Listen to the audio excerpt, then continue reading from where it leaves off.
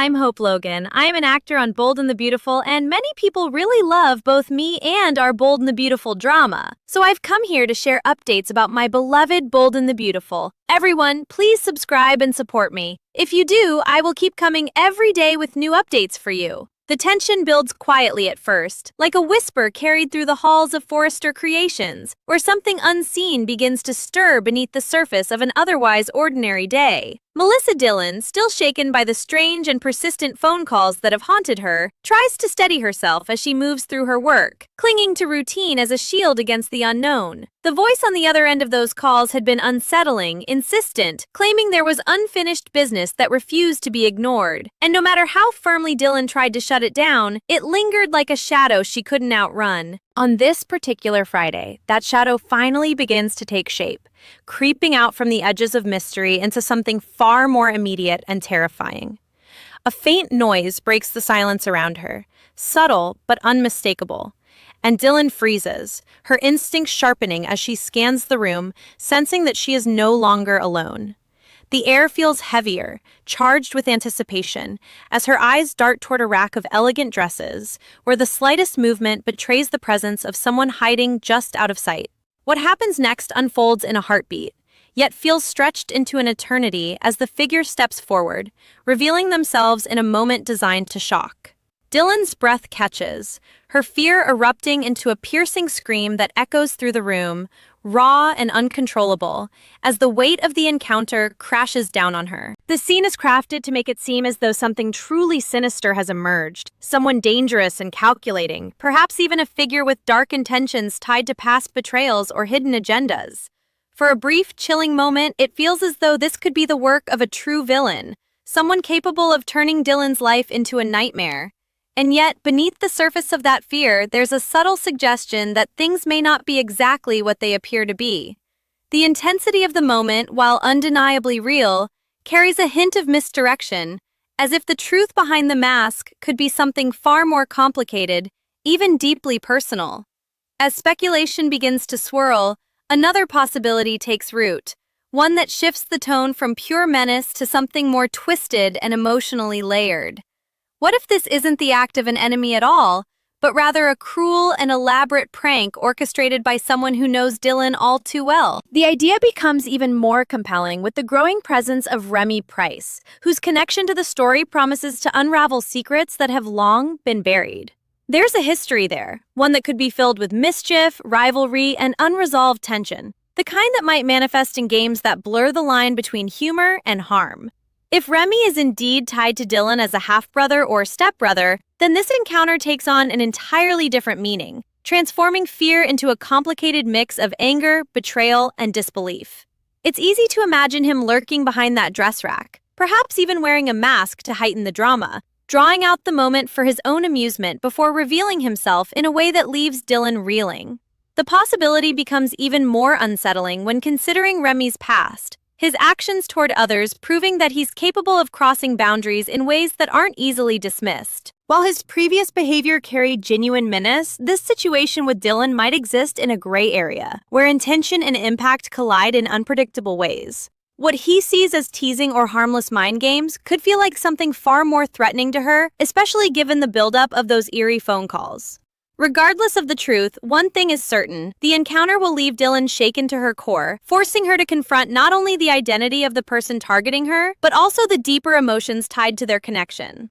The reveal promises to be explosive, a turning point that will ripple through her story and leave lasting consequences in its wake.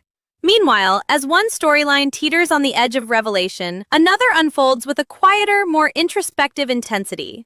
Will Spencer finds himself at a crossroads, grappling with the emotional fallout of manipulation and strained relationships that refuse to mend easily. When Katie Logan Spencer arrives to see him, her presence brings a sense of grounding, a moment of calm amid the storm that has been building in his life.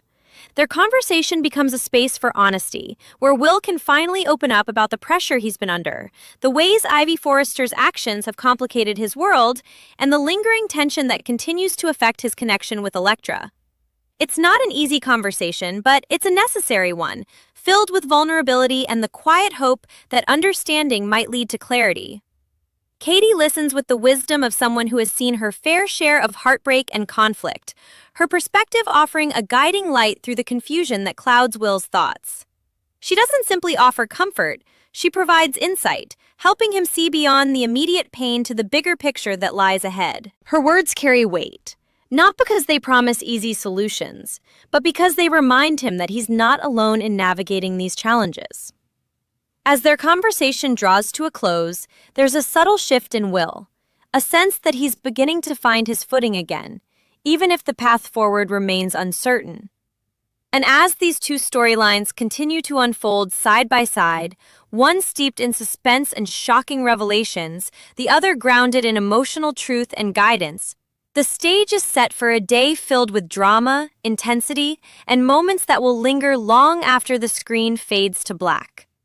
As the echo of Dylan's scream still lingers in the air, the moment refuses to settle, instead stretching into a charged silence that feels almost suffocating.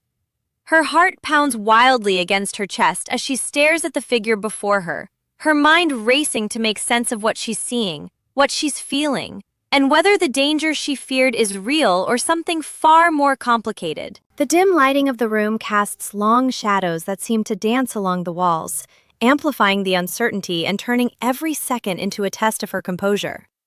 Whoever stands in front of her holds the power of revelation, the answer to the torment that has followed her through those unsettling phone calls, and yet the truth doesn't come easily. There's a hesitation, a pause that feels almost deliberate, as if the person is savoring the tension they've created, letting Dylan sit in the full weight of her fear before the final piece of the puzzle is revealed. And in that pause, 1,000 possibilities flood her mind, each more unsettling than the last, blurring the line between nightmare and reality. When the truth finally begins to surface, it doesn't arrive as a simple answer, but as a wave of conflicting emotions that crash into Dylan all at once. The fear that once gripped her starts to twist into something else. Anger, disbelief, even a sense of betrayal that cuts deeper than she expected. If this is indeed someone from her past, someone tied to her family in a way that should have brought familiarity instead of fear, then the weight of the moment becomes even heavier. The idea that this entire ordeal could have been orchestrated as some kind of twisted joke, a game meant to provoke and unsettle her, feels almost impossible to accept. And yet, the pieces begin to align in a way that can't be ignored, pointing toward a connection that is both undeniable and deeply complicated. The laughter that might follow such a reveal, if it comes at all, would feel hollow and misplaced against the emotional storm it has unleashed. In the aftermath of that revelation, the atmosphere shifts, but the tension doesn't disappear. It simply transforms. Dylan is left to grapple with the reality of what's just happened, her emotions refusing to settle into anything neat or predictable. If Remy Price is truly behind it all, then his presence in her life is no longer just a question of mystery, but a challenge she must face head-on. His past actions, particularly those that crossed into genuinely unsettling territory, make it difficult to dismiss this as harmless, no matter how he might frame it. What he may see as playful provocation carries consequences that ripple far beyond the moment, forcing Dylan to confront not only him, but the unresolved history that binds them together. And as their connection comes into sharper focus, it becomes clear that this is only the beginning of a much deeper and more emotionally charged story. Elsewhere, the tone softens, but the emotional weight remains just as significant as Will Spencer continues his heartfelt conversation with Katie Logan Spencer. There's a quiet vulnerability in the way he opens up, his words carrying the strain of everything he's been holding back for far too long. Ivy Forrester's manipulation has left its mark, creating cracks in his relationships that feel difficult to repair, especially when it comes to the lingering tension with Elektra. Katie listens with patience and understanding, allowing Will the space to express his confusion, his frustration, and the uncertainty that has been weighing on him. It's a moment of genuine connection, one that contrasts sharply with the chaos unfolding elsewhere, yet feels equally important in shaping what comes next. Katie's response is measured and thoughtful, offering not just comfort but perspective that challenges Will to see things more clearly. She reminds him that while manipulation can distort reality, it doesn't have to define his choices moving forward, and that the strength to rebuild what's been damaged lies within him. Her guidance doesn't erase the pain, but it provides a sense of direction, a way to move forward without losing himself in the process. As their conversation draws to a close, there's a quiet shift in the atmosphere, a feeling that something meaningful has been gained even in the midst of uncertainty. Will may not have all the answers, but he carries with him a renewed sense of clarity, one that will guide him through the challenges still ahead. And as both stories continue to unfold, one rooted in shock and revelation, the other in reflection and growth, the emotional stakes rise, promising even more drama, tension, and deeply human moments in the chapters yet to come. The aftermath refuses to fade quietly, instead settling over Dylan like a storm that hasn't quite decided whether to pass or rage on. The confrontation leaves her standing in the middle of Forrester creations, surrounded by the same elegant designs and polished surfaces that once felt familiar, but now seem strangely distant, as if the world she knew has shifted just enough to feel unsteady. Every breath she takes feels heavier, weighed down by the realization that the fear she experienced wasn't just about a stranger in the shadows, but about someone who may have always existed just outside her line of sight, waiting for the right moment to step forward. If this truly traces back to Remy, then the implications stretch far beyond a single frightening encounter, reaching into the past they share and the unresolved emotions that have quietly lingered between them. The idea that he could orchestrate something so intense, blurring the line between a prank and psychological torment, forces Dylan to reevaluate everything she thought she understood about him. And in that realization, a deeper conflict begins to take shape. One that isn't just about fear, but about trust, identity, and the fragile boundaries between family and betrayal. As the weight of the moment settles in, Dylan's reaction begins to evolve, shifting from shock into something sharper, more defined. There's a flicker of anger now, steady and rising, fueled by the sense that she's been manipulated, toyed with, and pushed into a corner without warning. Her voice, once overtaken by panic, begins to find its strength again, even if it trembles slightly under the pressure of everything she's feeling. She demands answers, not just about the calls or the staged encounter, but about the motives behind it all, about why someone would go to such lengths to unsettle her. And whether the response she receives is defensive, dismissive, or disturbingly casual, it only deepens the emotional divide between them. Because no matter how it's explained, the damage has already been done, and the memory of that fear won't simply disappear with a few words. The energy in the room becomes charged with unspoken tension, a fragile standoff where every glance and every movement carries meaning. If Remy attempts to brush it off, to downplay the situation as something harmless or even amusing, it only underscores how differently they perceive what just happened. For him, it might have been a game, a twisted way of reconnecting or asserting his presence. But for Dylan, it was a moment of genuine terror, one that shook her to her core. That disconnect creates a fracture that can't be easily repaired, leaving both of them standing on opposite sides of an emotional divide that feels impossible to bridge. And yet, beneath the anger and confusion, there's also a lingering question. What does he really want from her? And why now? It's a question that hangs in the air, unanswered but impossible to ignore, hinting at deeper motivations that have yet to fully reveal themselves. Meanwhile, across town, the quieter, more introspective conversation between Will Spencer and Katie Logan Spencer begins to leave a lasting impression of its own. The warmth of their connection creates a stark contrast to the chaos unfolding in Dylan's world, offering a reminder that even in the midst of conflict, there are still moments of clarity and understanding to be found. Will takes in Katie's words carefully, her guidance settling into his thoughts as he begins to process everything he's been dealing with.